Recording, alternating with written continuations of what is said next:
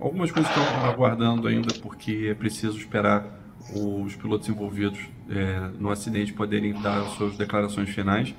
Mas uma coisa que apareceu, que faz parte agora de um ponto de inflexão da investigação, é que a aeronave da Guarda Costeira japonesa poderia estar fazendo um checklist de voo em aeroportos militares. Como na região existe uma tensão militar constante e agora tem crescido cada vez mais, é possível que eles teriam fazendo um checklist de operação em aeroporto militar, que não era o caso daquele dia, e nesse checklist você desliga as luzes de navegação que chamam a atenção para a aeronave. Quando uma aeronave opera em um aeroporto militar, o que ela quer é que as pessoas não consigam ver a operação do aeroporto. Então eles desligam as luzes para que as pessoas não vejam o avião decolando, para poder passar informação para um país que tem interesse de saber por que aquela aeronave está decolando. E com isso eles desligam as luzes de navegação, que dificulta a visibilidade do objeto, da aeronave, e também do sistema de transponder, o que também alertaria outra tripulação a respeito da aeronave, e também alertaria o sistema de controle de radar de solo do aeroporto. Runway Incursion já é há algum tempo, pelo menos por parte da ICAO, um dos grandes temas e um dos grandes causadores, junto com Runway Excursion também, de acidentes na aviação, né? Principalmente na aviação comercial.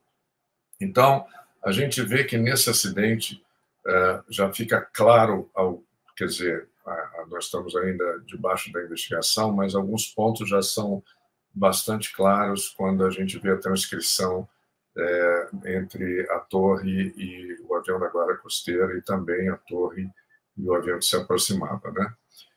Isso já está bastante esgotado, eu não vou me ater a isso, mas eu gostaria de me ater a alguns grandes causadores de runway incursion. Então, nós temos alguns temas que são relacionados com pilotos, como a falta de entendimento ou uma interpretação errônea de instruções que são trocadas entre ou o solo ou a torre com a aeronave que está se aproximando de um pouso ou se aproximando de uma pista em uso.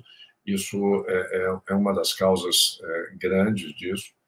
A desorientação espacial também existe, principalmente em baixa visibilidade e principalmente à noite. Então, isso pode ser também um fator contribuinte para que a gente tenha o runway incursion.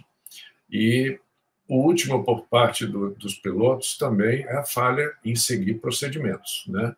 A falha em seguir procedimentos adequados de táxi, utilização das luzes durante cruzamentos de pista. Então, não cumprir as autorizações de holding point. E eu ressalto que havia NOTAM também para as luzes de aviso de entrada em pista, as stoplights, que estavam inoperantes, principalmente na taxiway, que estava sendo operada pelo avião da Guarda Costeira.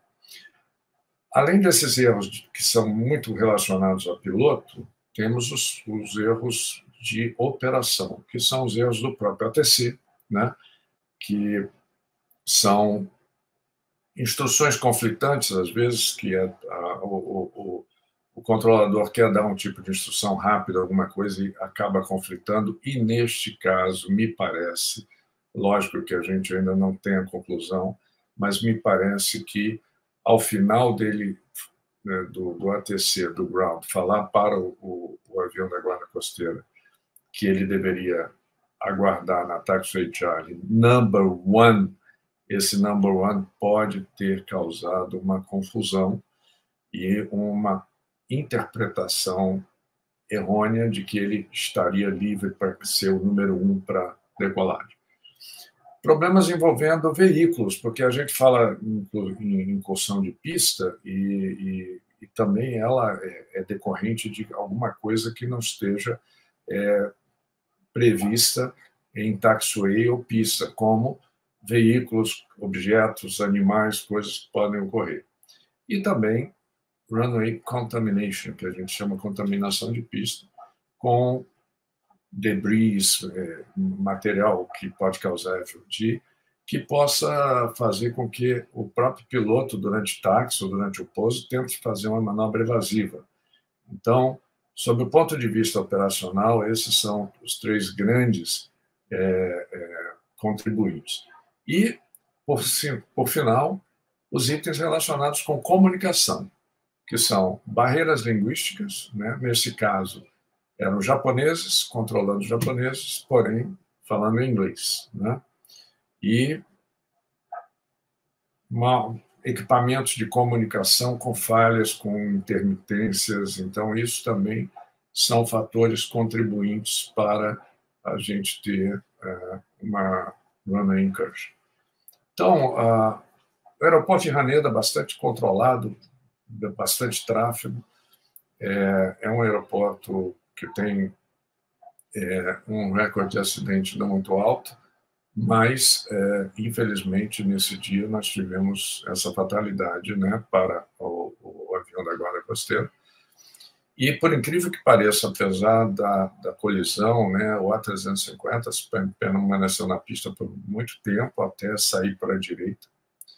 E ressalta-se aí um aspecto que eu acho que a gente deve incluir nesse nosso bate-papo, que é a evacuação de emergência. Eu vi alguns vídeos de treinamento da JAL sobre evacuação de emergência e vi também alguns takes tirados por passageiro a bordo.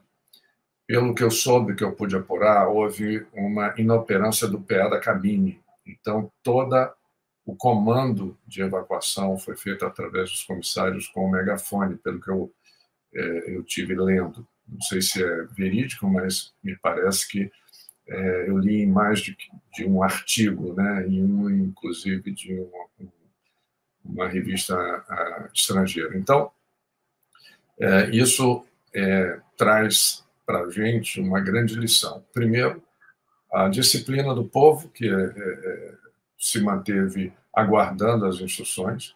Havia fogo, então os comissários tiveram que avaliar quais seriam as melhores portas para serem abertas, e também a disciplina em termos de sair com bagagens de mão. Então, se a gente vê os recentes acidentes, onde nós tivemos, se não me engano, o American Airlines nos Estados Unidos e a própria Emirates em Dubai, onde a gente viu gente carregando bagagem, tentando sair, e também aquele acidente fatídico do Sukhoi lá na Rússia, onde passageiros passaram por cima de outros passageiros e muitos passageiros não conseguiram evacuar por conta disso. Em primeiro lugar, eu queria dizer que a exposição aí do Ivan foi realmente brilhante, ele abordou quase todos os aspectos. Eu ia falar também dessa limpeza nos estádios que a gente viu aqui durante a Copa do Mundo, né? Então, isso mostra bastante da organização e do respeito às leis do povo japonês. Eu tive um colega que voou no Japão lá na década de 80, e talvez isso tenha sido um fator contribuinte também. A mesma é bom a gente lembrar que o maior acidente também ocorreu aéreo, até o então registrado, ocorreu no solo, né, que foi o lá de Tenerife, né, e foi com características de contato de duas aeronaves, né, em condições diferentes, em outro cenário, mas foi um choque, né, de dois aviões em solo.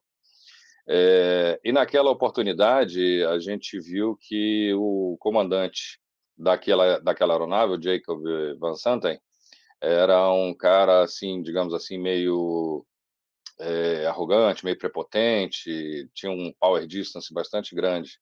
E essa é uma característica do povo oriental. Eu não estou aqui tecendo nenhuma crítica, mas é uma característica de ser um pouco mais subserviente.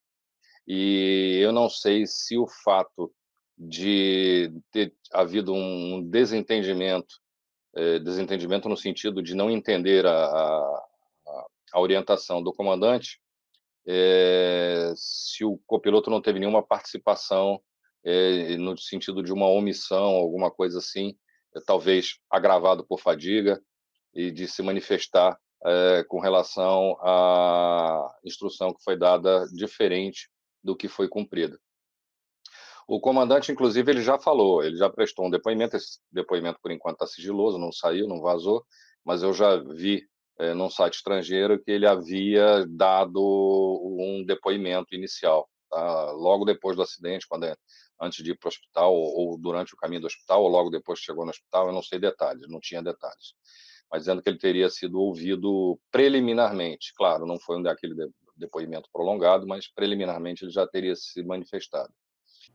Uma outra coisa que chama atenção, teve o fogo, mas né, ninguém cita nada com relação à toxicidade da fumaça.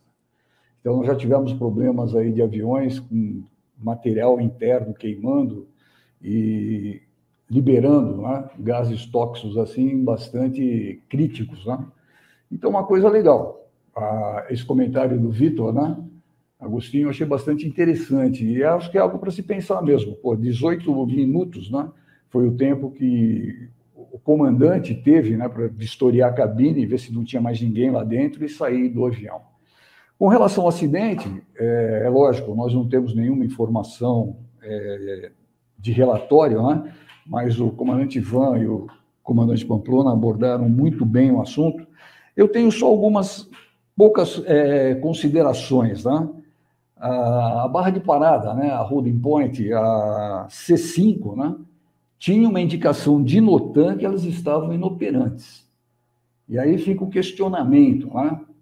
O piloto leu esse NOTAM, não leu esse NOTAM, estava com fadiga, como foi colocado pelo Eduardo Berenstein, são países que estão numa proximidade muito grande com a Coreia do Norte, com operações militares. Então, de repente, a preocupação dele era poder sair dali de forma mais segura possível, né? O João Carlos comenta também, João Carlos Gonçalves, a segunda deveria ser compulsório, luzes nas paradas, das barras de paradas, né? Comandadas pela torre, autorizando o ingresso. É lógico, se ela está inoperante e passou desapercebido, fica difícil, né, você ter alguma referência com relação a isso. Uma outra coisa que me chamou a atenção, eu estou muito tempo fora do voo, mas eu lembro da gente ter sempre uma frequência ativa e outra na escuta, né? Eu li num documento desses que a JAL estava se comunicando na frequência 118.725 e o avião da Guarda Costeira na 124.350.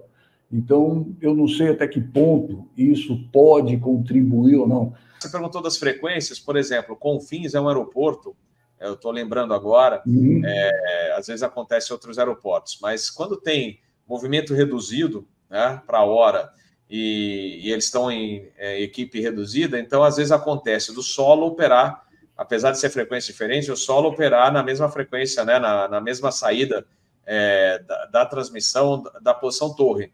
Então, você chama a torre e pousa, chama o solo, só que o solo é o mesmo controlador, né? Ou você pede o acionamento, mas escuta ele autorizando o pouso na frequência da torre. Então, é o mesmo operador cuidando de duas frequências ao mesmo tempo. Então, acontece muitas vezes, Brasília, dependendo da hora, também acontece isso. Então, é por movimento um pouco mais baixo e também poucos controladores, uma equipe mais reduzida.